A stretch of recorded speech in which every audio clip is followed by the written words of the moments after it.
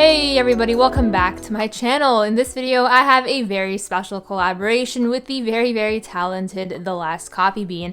Now, if you don't know her, she is a very talented artist here on YouTube. She makes some amazing content, and I genuinely mean that. Please check her out, linked down below in the description box and in the comment section as well. If you aren't subscribed to her, you don't understand how much you're missing out on. Trust me on that. Just check her out and you'll thank me later. So The Last Coffee Bean and I are both huge Harry Potter fans. We both love art and we also both love Lego. So basically her channel is mainly art and my channel is mainly Lego. So we both decided to put our heads together and collaborate on creating a single scene or setting or, you know, scene or setting or what's the word? Place, I guess. From Harry Potter using different mediums in correlation to both of our channels. So we both decided to settle on recreating Remus Lupin's office. Now, if you don't know who Remus Lupin is actually the Defense Against the Dark Arts teacher from The Prisoner of Azkaban. So without further ado, I'll be sharing with you guys the artwork that The Last Coffee Bean made for Remus Lupin's office. The big reveal is now. Now, I'm not going to be sharing too much of it because you guys have to check out her video, of course. Please watch it and please subscribe. And there we go. It's really cool. And it's super detailed. I mean, I can't even get over how much detail's in there.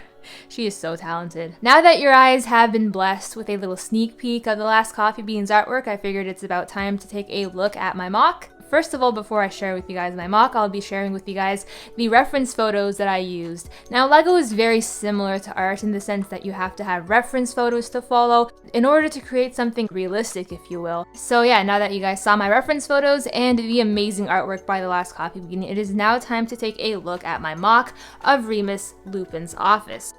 And here we have it. I'm actually really happy with the way how this turned out. Obviously, I had to go through a lot of trial and error to make sure that it came out perfect, and it took me quite some time to hunt for the pieces considering I wanted to challenge myself and only build this MOC out of pieces that I have in my collection. I really wanted to go with a classic and vintage look, considering that his office is a part of the Hogwarts castle, which is quite old, and that's just an understatement, of course. Now, my intention with this MOC was to make it look as Hogwarts-like as possible, which is exactly why I've decided to go with a tan shade there. And as you can see in the back, we have some light bluish gray bricks there in the masonry type, which I think work quite well to add a little bit of contrast and pop there to the MOC, because I guess tan is kind of a boring color, if you will. No offense to tan lovers, but I just got bored of the color tan and I was like, let me add some little spice to this MOC, if you will.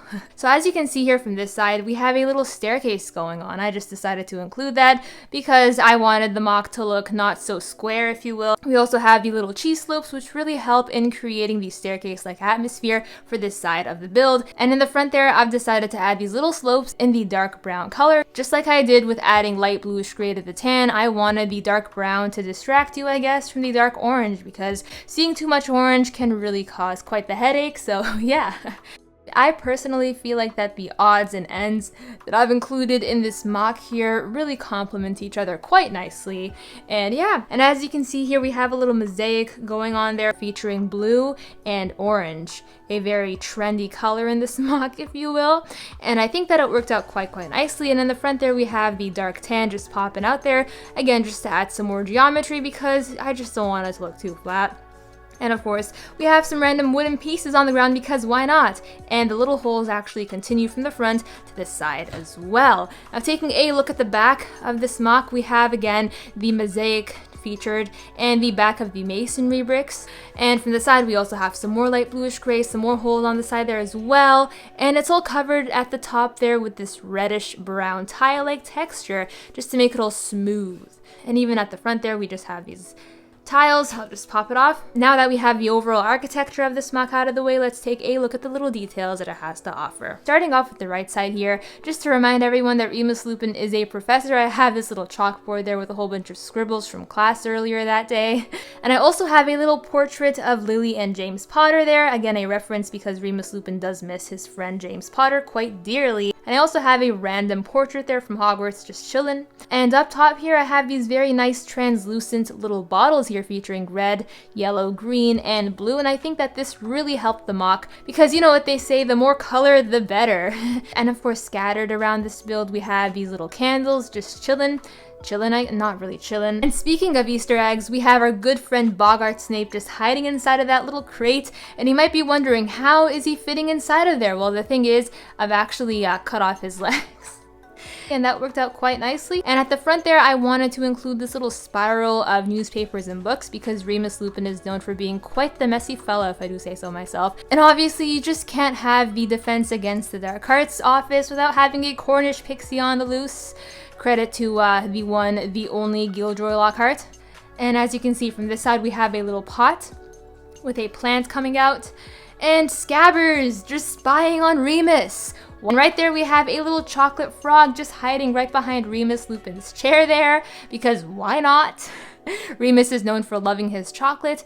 And right there we have the chocolate bar with his cup of tea, of course, and the teapot. Now I wanted to include the Wolfsbane potion, but I figured it'll make the place look a little bit too cluttered considering I have everything else there just hanging out. And speaking of Wolfsbane potion and Remus Lupin being naughty and crazy as a werewolf, we have this little chest here filled with a whole bunch of references next to our good friend Bogart Snape just chillin' with Remus Lupin's werewolf head there. It's kind of like a little costume, just a fun little Easter egg that I've decided to include.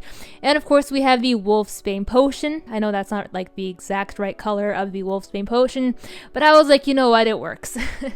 And inside of the chest, the other things that we have is this little parcel just hanging out there. Maybe it has something from Sirius Black, who knows?